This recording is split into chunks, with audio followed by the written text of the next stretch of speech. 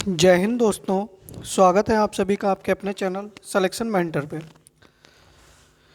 देखिएगा, सबसे पहले तो सभी से निवेदन है कि आप लोग वीडियो को शेयर कर दीजिएगा और चैनल को जिन लोगों ने भी अभी तक सब्सक्राइब नहीं किया है वह सभी लोग चैनल को सब्सक्राइब कर लीजिएगा। बाकी एक बार वीडियो आप लोग शेयर करिएगा। सबसे पहले पीडीएफ के लिए आप लोग हमारे टेलीग्राम चैनल से जुड़ सकते हैं और टेलीग्राम चैनल पे हमारे क्विज भी कराई जा रही है रात के 9:30 बजे, तो आप उससे भी जुड़ सकते हैं। ठीक है। बाकी उत्तर प्रदेश वालों के भी एसएससी जीडी के एडमिट कार्ड आ गए हैं, तो अब आप लोग जो है पूरी मेहनत के साथ ईमानदारी के साथ लग जाइएगा। ठीक है। चलिए, पहला प्रश्न है कि 26 जुलाई 2022 को कारगिल विजय दिवस की कौन सी वर्षगांठ पूरे देश में मनाई गई? बताइएगा, जल्दी से बताइएगा कि कारगिल विजय दिवस की कौन सी वर्षगांठ पूरे देश में मनाई गई। तो सही आंसर आप लोगों का क्या होना चाहिए, जल्दी से बताइएगा। तो देखिएगा, कारगिल युद्ध कब हुआ था, जल्दी से बताइएगा। कारगिल युद्ध कब हुआ था? तो 26 जुलाई 1999 को। इसीलिए हम 26 जुलाई को क्या मनाते हैं? कारगिल विजय दिवस मनाते हैं। ठीक है। अच्छा, भारतीय सेना ने कौन सा ऑपरेशन किया था? तो ऑपरेशन विजय किया था। क्या नाम था उसका? ऑपरेशन विजय किया था। ठीक है, ये भी आप लोग याद रखिएगा। और सही आंसर क्या हो जाएगा? डी ऑप्शन हो जाएगा। 23वीं वर्षगांठ बनाई थी। कल मैंने आप लोगों को बताया था कि जब कारगिल युद्ध हुआ था उस समय भारत के सेना प्रमुख कौन थे? ठीक है, भारत के सेना प्रमुख कौन थे? कल मैंने बताया था, आप लोग कमेंट बॉक्स में बताइएगा। चलिए, अगला प्रश्न है कि निम्न में से कौन भारत के वर्तमान महान्यायवादी हैं? के वेणुगोपाल, आर वेंकट रमणी, मुकुल रोहतगी या एस सुब्रमण्यम? तो बताइएगा। तो देखिएगा, भारत में महान्यायवादी का पद कहाँ से लिया गया है? पहली बात तो कौन सा आर्टिकल है? तो अनुच्छेद 76 है। कौन सा है? अनुच्छेद 76 है। ठीक है। अच्छा, महान्यायवादी जो है वो संसद की कार्यवाही में भाग ले सकता है। ठीक है, कार्यवाही में भाग ले सकता है, परंतु वोट नहीं कर सकता। ठीक है, क्या नहीं कर सकता? परंतु वोट नहीं कर सकता। और यह भारत सरकार का सर्वोच्च विधि अधिकारी होता है। वर्तमान में कौन है? तो आर वेंकट रमणीय है। ठीक है, बी ऑप्शन आप लोगों का बिल्कुल सही हो जाएगा। तीसरा प्रश्न है कि नील नदी को किस देश की, रेल नहीं होगा यहाँ पर, रीढ़ के रूप में जाना जाता है? ठीक है, नील नदी को किस देश की रीढ़ के रूप में जाना जाता है? सूडान, मिस्र, सऊदी अरब या मोरक्को? तो देखिएगा, नील नदी जो है विश्व की कैसी है? सबसे लंबी नदी है। विश्व की सबसे लंबी नदी है। नील नदी के ऊपर कौन सा बांध है? तो औसवान बांध है। ठीक है, कौन सा बांध है? औसवान बांध है। और यह कहाँ पर है? तो मिस्र में है। नील नदी को किस देश की रीढ़ कहा जाता है?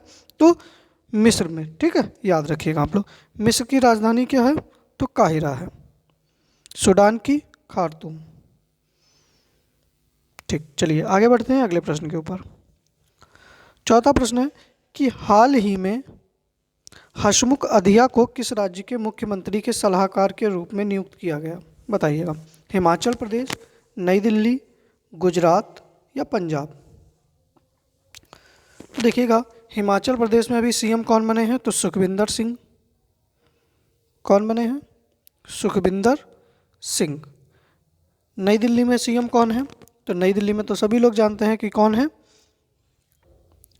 तो अरविंद जी हैं। कौन? अरविंद केजरीवाल।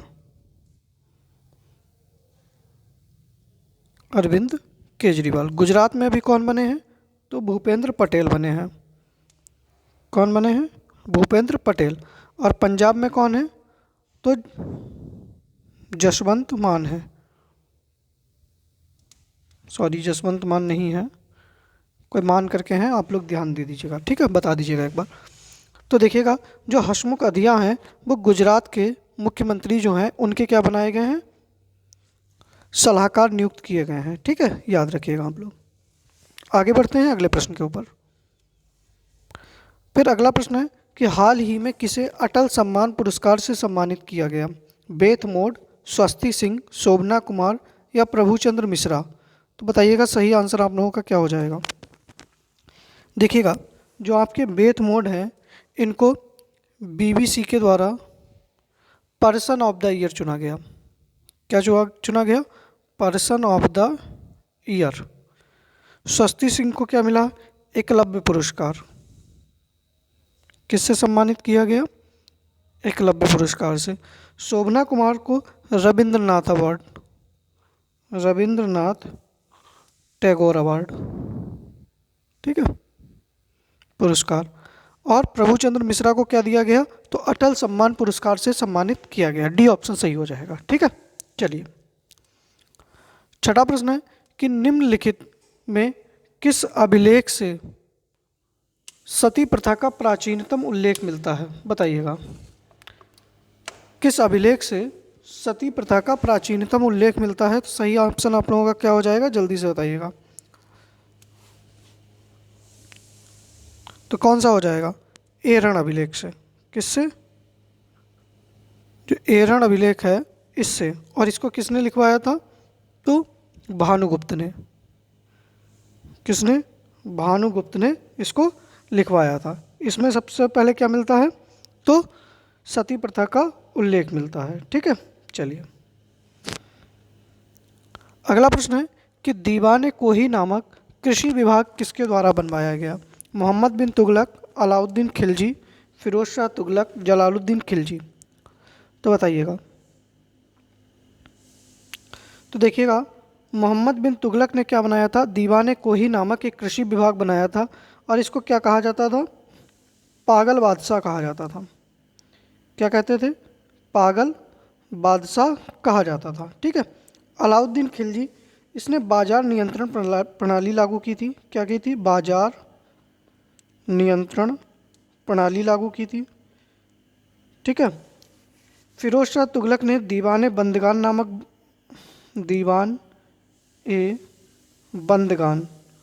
नामक एक विभाग बनाया था। ठीक है। और दीवान खैरात भी बनाया था। जलालुद्दीन खिलजी या खिलजी वंश का संस्थापक था। क्या था? खिलजी वंश का संस्थापक था। ठीक है, चलिए अगला प्रश्न है कि नौसेना प्रमुख आर हरि कुमार दिसंबर माह में किस देश की यात्रा की? जल्दी से बताइएगा।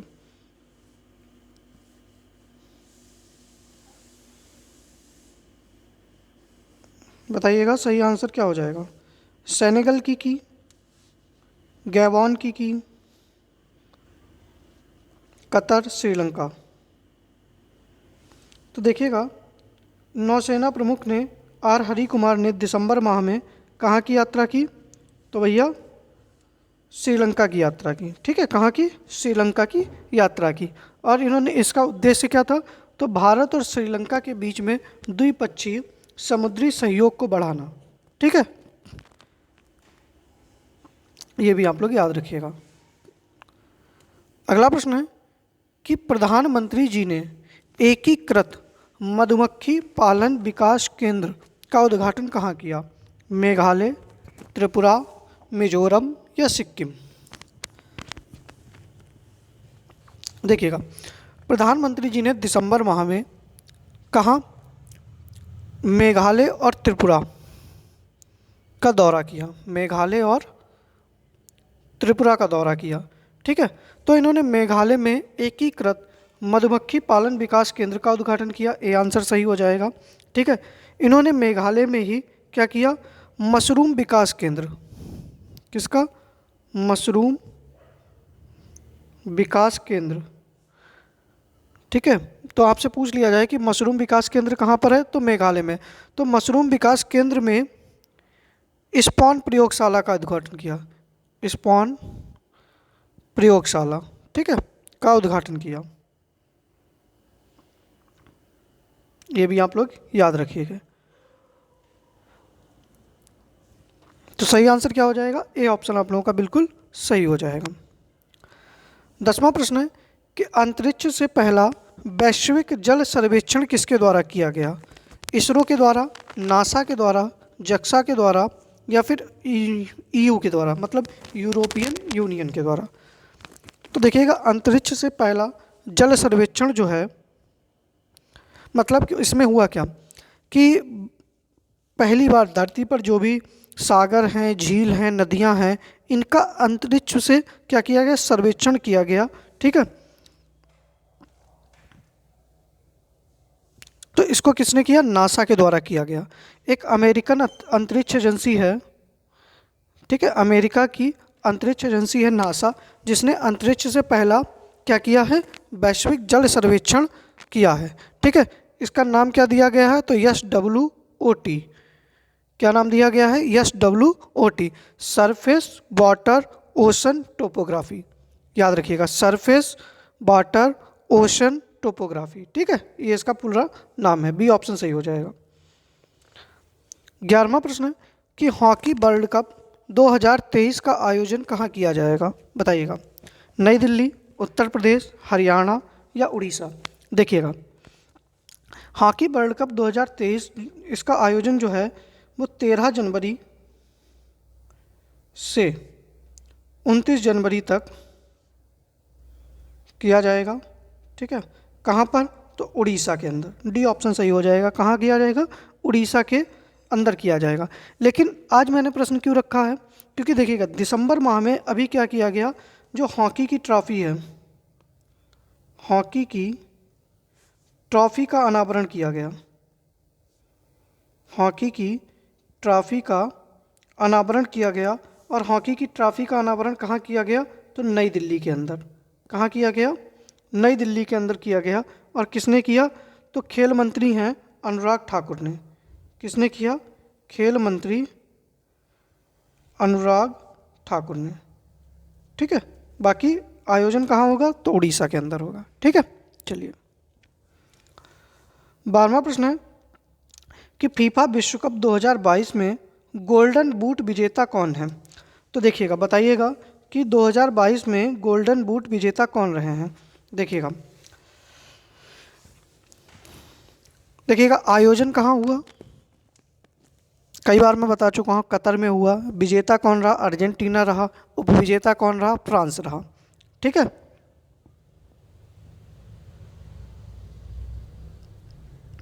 देखिएगा लियोनेल मेसी जो हैं, इनको गोल्डन बॉल अवार्ड दिया गया। कौन सा दिया गया, गोल्डन बॉल। ठीक है, और किलियन अम्बापे, ठीक है, एम्बापे, ये फ्रांस के खिलाड़ी हैं, इनको क्या दिया गया, गोल्डन बूट दिया गया। तो बी ऑप्शन सही हो जाएगा। और एमिलियानो मार्टिनेज जो हैं, इनको गोल्डन ग्लव्स का अवार्ड दिया गया। किसका, गोल्डन ग्लव्स का अवार्ड दिया गया। ठीक है, और एंजो फर्नांडिस जो हैं, ये भी अर्जेंटीना के खिलाड़ी हैं, इनको बेस्ट यंग प्लेयर का अवार्ड दिया गया। ठीक है, कौन सा दिया गया, बेस्ट यंग प्लेयर का अवार्ड दिया गया। ठीक है, अब देख लीजिएगा, आयोजन तो मैंने बता दी कि कुल कितनी टीमों ने भाग लिया, कुल कितनी टीमें थी जिसने फीफा में भाग लिया, तो कुल 32 टीम थी। कितनी, 32 टीम थी। ठीक है, और इसका शुभंकर क्या था फीफा का, तो लाइव था। क्या था, लाइव। लाइव एक अरबी शब्द है।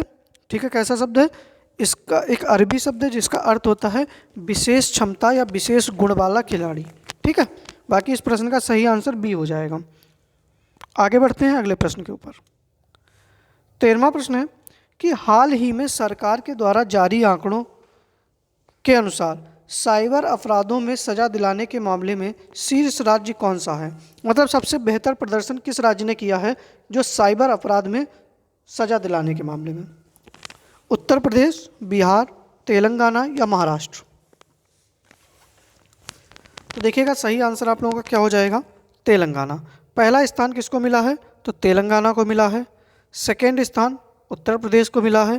थर्ड स्थान महाराष्ट्र को, और फोर्थ स्थान बिहार को। ठीक है, याद रखिएगा। तो सबसे ज़्यादा साइबर अपराधों में सबसे शीर्ष राज्य पर कौन है सजा दिलाने के मामले में, तेलंगाना। 14वां प्रश्न है कि ब्लाइंड T20 वर्ल्ड कप 2022 का खिताब किसने जीता। जल्दी से बताइएगा, भारत, बांग्लादेश, श्रीलंका या इंग्लैंड। तो देखिएगा ब्लाइंड T20 वर्ल्ड कप का खिताब जो है वो भारत ने जीता, और इसका आयोजन भी कहाँ हो रहा था, तो आयोजन भी इसका भारत में ही हुआ। आयोजन कहाँ हुआ, तो भारत में हुआ। और फाइनल मुकाबले में, इस ब्लाइंड T20 वर्ल्ड कप मुकाबले में भारत ने बांग्लादेश को हराया। अच्छा, जो ब्लाइंड T20 वर्ल्ड कप है इसके ब्रांड एम्बेसडर कौन थे, ये भी आप लोग याद रखिएगा। तो इसके ब्रांड एम्बेसडर थे कौन, युवराज सिंह। ब्रांड एम्बेसडर का क्या नाम था, तो युवराज सिंह था। ठीक है, याद रखिएगा आप लोग। सही आंसर ए हो जाएगा। आगे बढ़ते हैं अगले प्रश्न के ऊपर। 15वां प्रश्न है कि उनाकोटी एक प्रसिद्ध शैव तीर्थ स्थल है, यह किस राज्य में स्थित है, जल्दी से बताइएगा। गुजरात, मध्य प्रदेश, त्रिपुरा, जम्मू कश्मीर। देखिएगा, इसको यूनेस्को की, क्योंकि देखो ये उनाकोटी एक प्रसिद्ध तीर्थ स्थल है, यह क्यों फेमस है इस समय, क्योंकि इसको यूनेस्को की धरोहर स्थलों की अस्थायी सूची में सम्मिलित किया गया है। किसमें, अस्थायी सूची में सम्मिलित किया गया है। और यह कहाँ पर है, तो त्रिपुरा राज्य में स्थित है। कितना है, कहाँ है, तो त्रिपुरा राज्य में स्थित है। यह 7वीं शताब्दी या 9वीं शताब्दी का मंदिर है। ठीक है, यह तीर्थ स्थल है, याद रखिएगा। तो सही आंसर क्या हो जाएगा, त्रिपुरा हो जाएगा। आगे बढ़ते हैं अगले प्रश्न के ऊपर। अगला प्रश्न है कि प्रत्येक वर्ष राष्ट्रीय गणित दिवस कब मनाया जाता है, 24 जनवरी, 22 दिसंबर, 10 दिसंबर, 25 दिसंबर। तो देखिएगा, 24 जनवरी को हम लोग क्या मनाते हैं, तो बालिका दिवस। क्या मनाते हैं, बालिका दिवस। 22 दिसंबर को तो रामानुजम जी को समर्पित करने के लिए राष्ट्रीय गणित दिवस मनाते हैं, तो बी ऑप्शन सही हो जाएगा। और यह कब से मनाते हैं, तो 2012 से। ठीक है, 10 दिसंबर को तो मानवाधिकार दिवस। क्या मनाते हैं, मानवाधिकार दिवस। और 25 दिसंबर को क्या मनाते हैं, तो सुशासन दिवस, अटल बिहारी जी के समर्पित है। ठीक है, चलिए अगला प्रश्न है कि किस भारतीय महिला पहलवान को United world wrestling rising star of the year के लिए नामांकित किया गया। ठीक है, बबीता फोगाट, अंतिम पंघाल, गीता रानी, ऋतु यादव।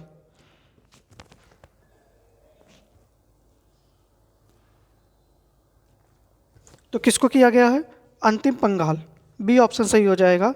इनको सम्मिलित किया गया है। ठीक है, इसमें 5 खिलाड़ी सम्मिलित हुए हैं, 5 महिलाएं नामांकित हुई हैं। जापान की हैं नोनोना ओजाकी, अमेरिका की हैं अमित एलोर, स्वीडन की हैं एम्मा मालाम्ब्रेन, और रोमानिया की हैं एंड्री एना। ठीक है, तो सही आंसर हमारे लिए क्या हो जाएगा, बी ऑप्शन सही हो जाएगा। अगला प्रश्न है कि बेकल अंतर्राष्ट्रीय समुद्री उत्सव का उद्घाटन कहाँ किया गया, केरल, तमिलनाडु, गोवा, गुजरात। तो देखिएगा, बेकल अंतर्राष्ट्रीय समुद्र उत्सव का उद्घाटन जो है वो केरल में किया गया। कहाँ पर, केरल में। केरल में ही क्या है, बेकल बीच है। क्या है, बेकल बीच पार्क है, यहीं पर इसका उद्घाटन किया गया। और इसका उद्घाटन जो है वो केरल के मुख्यमंत्री कौन है, तो पिनरई विजयन ने किया। ठीक है, पिनरई विजयन ने किया, ए ऑप्शन सही हो जाएगा। 19वां प्रश्न है कि संकल्प अटल हर घर जल जागरूकता अभियान की शुरुआत किस राज्य सरकार ने की, गुजरात, उत्तर प्रदेश, उत्तराखंड या हरियाणा।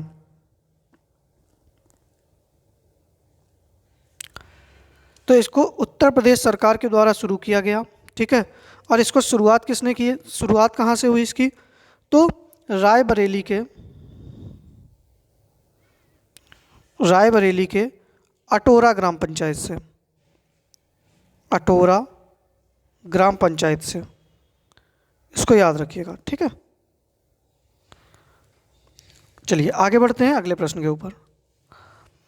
अगला प्रश्न है कि फोर्ब्स की वार्षिक सूची में सबसे ज़्यादा कमाई करने वाली महिला एथलीटों में सर्वोच्च स्थान किसे प्राप्त हुआ है, पीवी सिंधु, एंसले वार्टी, नाओमी ओसाका या साइना नेहवाल।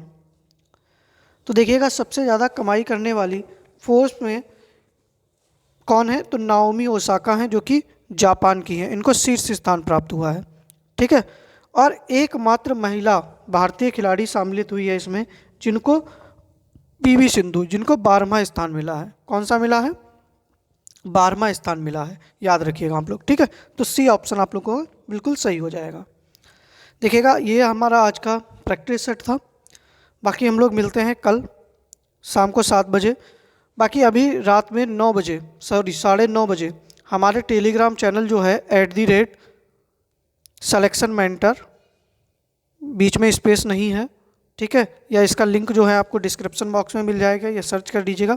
वहाँ पर क्विज आप लोगों को एक जीएस का और एक हिंदी का क्विज कराया जाएगा, तो आप लोग वहाँ से जुड़कर क्विज भी कर सकते हैं। बाकी मिलते हैं कल शाम को 7 बजे अपनी यूट्यूब की क्लास में।